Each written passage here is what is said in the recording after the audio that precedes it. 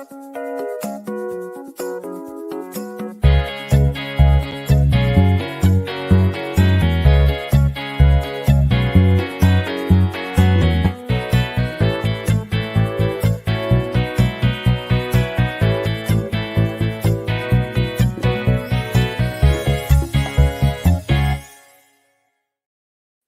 everybody. Miss me? It's been a while. It's been a long while, in fact.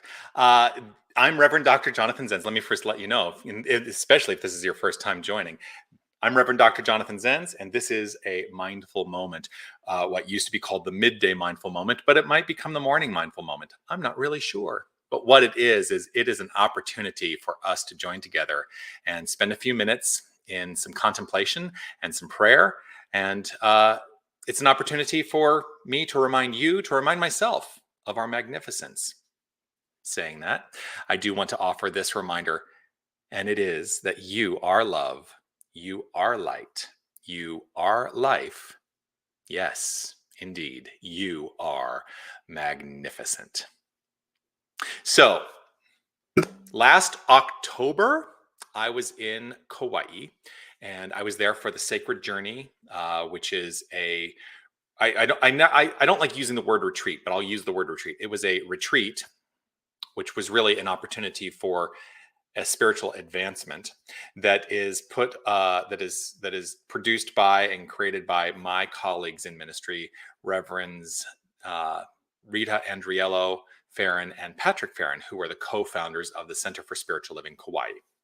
Anyway, the reason that I bring this up is because I was there last October, and I had been doing mindful moments every weekday for the better part of 3 years. And last October, while I was in Kauai, I was gently invited to not do the mindful moments while I was there on this retreat. And so I discontinued them while I was there. And I thought, oh, when I get back to Tucson and get back into the swing of things, I will pick them up and I'll start doing mindful moments every day again. You know what happened? I just didn't. And it's not that I didn't want to, but I started thinking about the mindful moments and thinking to myself, well, I have become obligated in a way that doesn't feel like it's feeding my soul anymore. And so I discontinued them indefinitely until now I've decided to start doing them again because I appreciate having my soul fed. And sometimes this is a structured way that I get to feed my own soul. And so I invite you on this journey with me as we have now returned to the midday or the morning, whatever time of day it is. It's just going to be now the mindful moment. And so what it has been and will continue to be is an opportunity for me to just come up with something that's on my mind related to spiritual practice, spiritual understanding, deepening our spiritual nature, deepening an understanding of our spiritual nature. Because here's the deal. We can't be any more spiritual than we are right now. We can't, because the whole of us is spiritual. And so given that, what I thought I would do today to relaunch the mindful moment is I would read a passage from this magnificent book that was written by somebody that you and I both know very well. Oh, wait, hey, that's me. I wrote this book, Thoughts Are Things.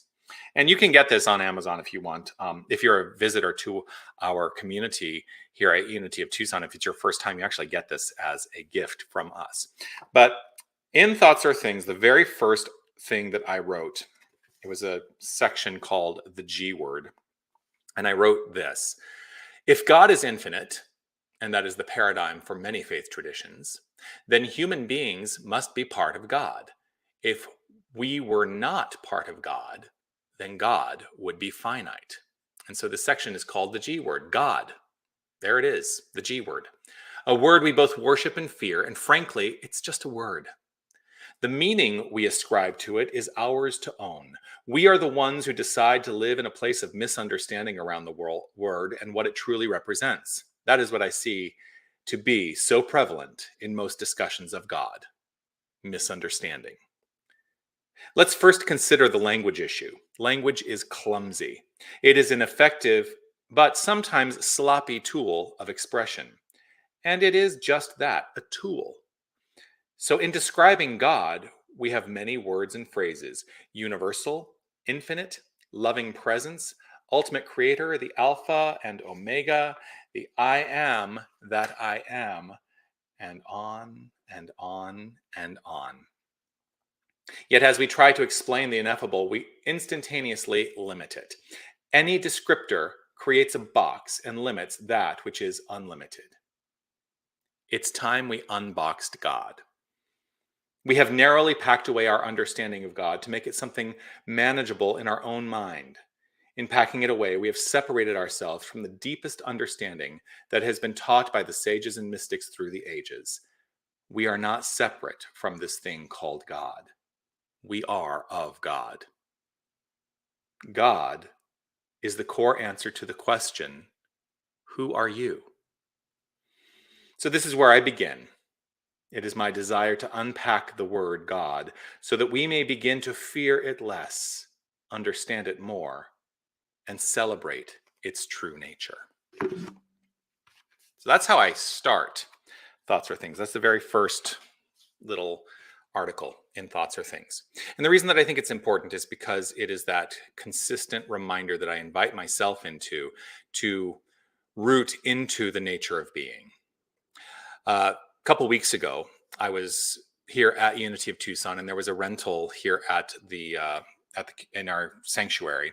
And the group that was renting it was offering this video about this man who's involved in near-death studies.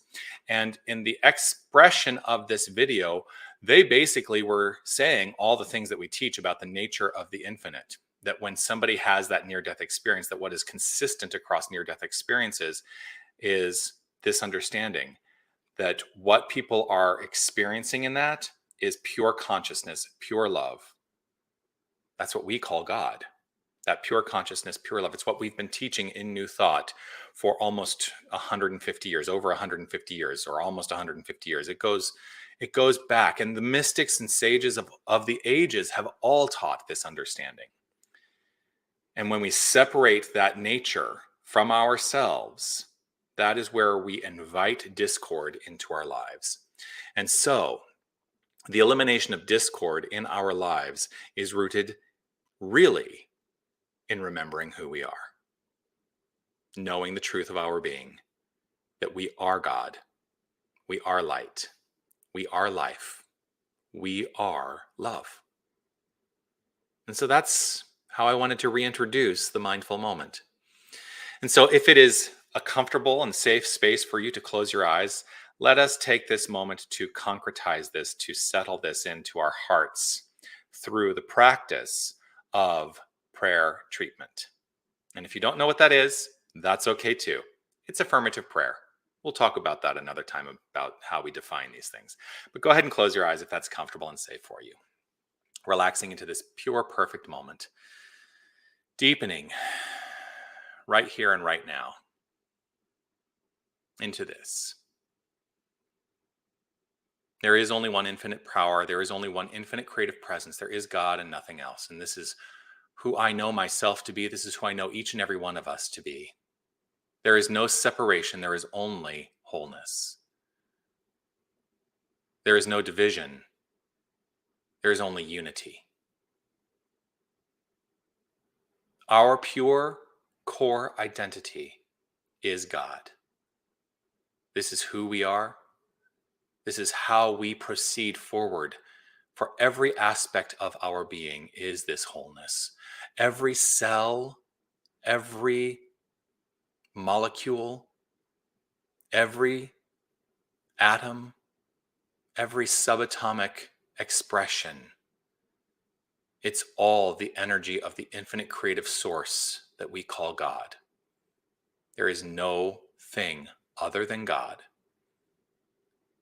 And so understanding this, trusting this, knowing this, I lay claim to a deepened recognition of this and acceptance of this as our core identity.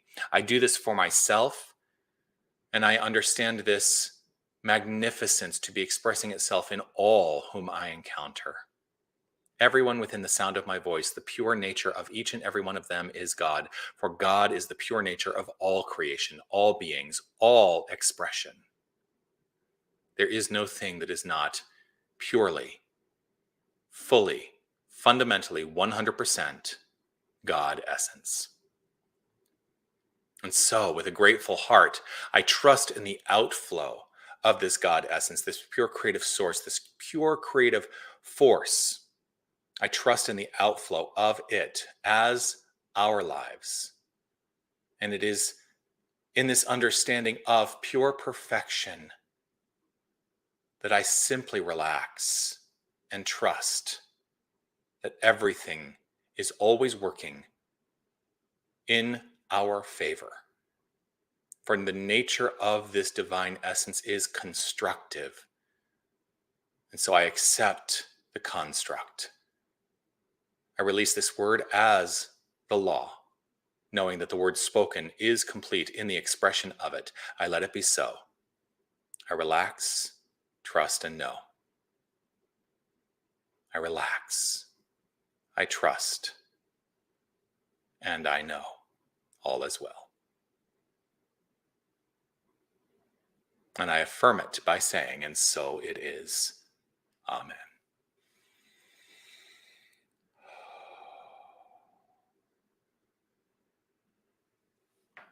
And so it is.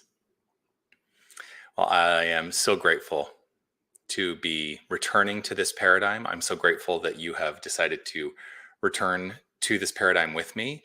And I look forward to many, many more fruitful expressions of this thing called the mindful moment as we continue on this quest of deeper understanding.